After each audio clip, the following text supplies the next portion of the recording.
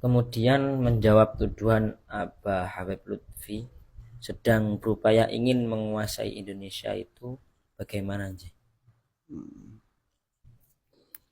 Sebenarnya sangat disayangkan tuduhan itu datang dari kalangan NU, yang mana sangat percaya warga NU dengan dawuhnya Hadratus Syekh Kiai Maimun Zubair,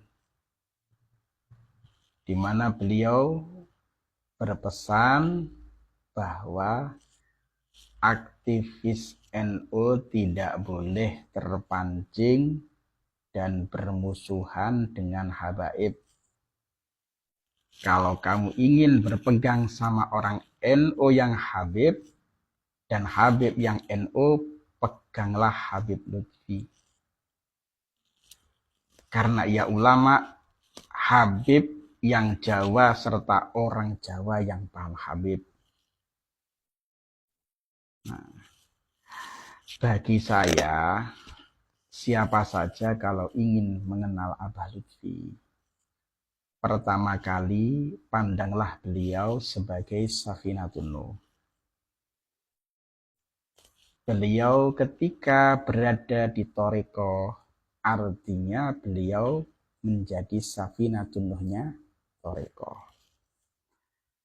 Beliau ketika berada di NU, artinya beliau menjadi Safinatun Nuhnya NU.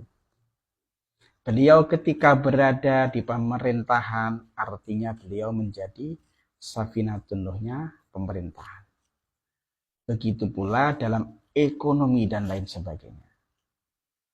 Maka tidak perlu ada yang takut kalau beliau memimpin nanti NU atau Indonesia jadi milik habaib. Itu sama sekali bukan manhaj dakwahnya Abah Lutfi. Sebaliknya, NKRI akan semakin jaya dengan para tokohnya, ulamanya, umaroknya akan semakin terangkat. Ini bukan suatu yang mudah, karena peran sebagai Safinatun Nuh itu adalah langkah nyata, bukan sekedar duduk wiritan muter tasbih saja. Ketika Abah melihat NU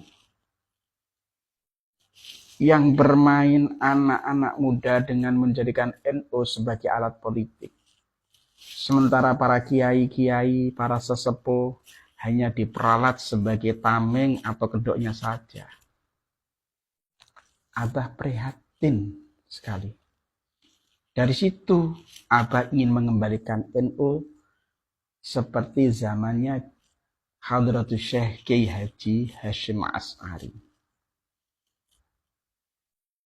Abah membuka sejarah bagaimana hubungan antara Kiai Haji Hasyim As'ari dengan datuknya beliau, yaitu Habib Hasyim bin Yahya. Cerita ini sebenarnya sudah lebih dahulu disampaikan Gus Dur ketika ceramah di Banyu Urip, Pekalongan. Nah, ini supaya tahu bahwa kiai habaib itu tidak bisa dipisahkan dalam membangun NU. Nah, Abah Lutfi dalam Thariqah itu memegang 22 Thariqah sebagai mursyid.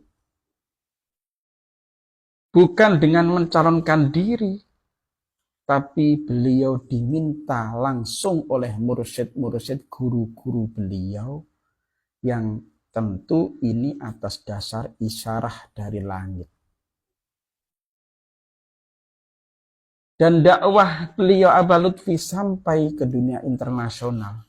Beliau sebagai ketua sufi dunia yang dipilih secara aklamasi oleh mursyid-mursyid dari berbagai negara, dan termasuk saya ikut menyaksikan sendiri pada waktu itu.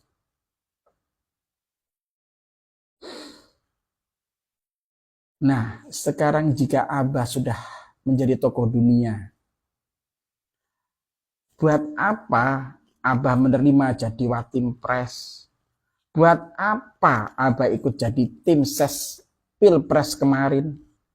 Ikut kampanye di lapangan? Bukankah itu malah merendahkan reputasi beliau sebagai ketua sufi dunia, ketua mursyid? Inilah yang beda dari Abah Lutfi. Beliau sama sekali tidak silau dengan reputasi. Jika demi umat, demi NKRI, beliau rela terjun ke bawah, tak peduli reputasi beliau dipertaruhkan demi menyelamatkan umat dan bangsa ini. Tanpa pamrih, tanpa imbalan sepeser pun. Ini sudah karakter beliau dari dulu. Pernah suatu ketika ada yang sowan ke Abah. Kemudian melihat tamu-tamu yang kesusahan pada minta bantuan ke Abah, masalah ekonomi, naik jabatan, terlilit hutang, dan lain-lain, macam-macam. Setelah tamu-tamu pada pergi, terus orang tadi bilang ke Abah, Abah, orang-orang pada suan Abah kalau lagi kesusahan. Tapi kalau sudah berhasil, sudah lupa.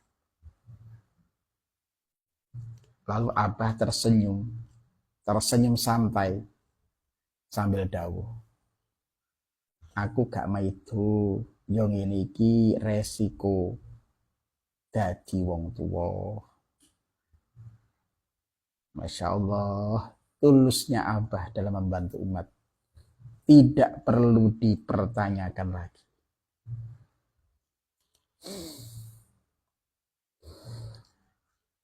NU yang sangat kental dengan ajaran adab dan akhlaknya, sekarang malah di medsos menyerang Abah Habib Lutfi dengan tuduhan dan fitnah yang sangat keji, memalsukan sejarah makam, ingin mencari kekuasaan dan lain-lain. Dalam pesantren itu kan ada ajaran adab tentang husnudzon.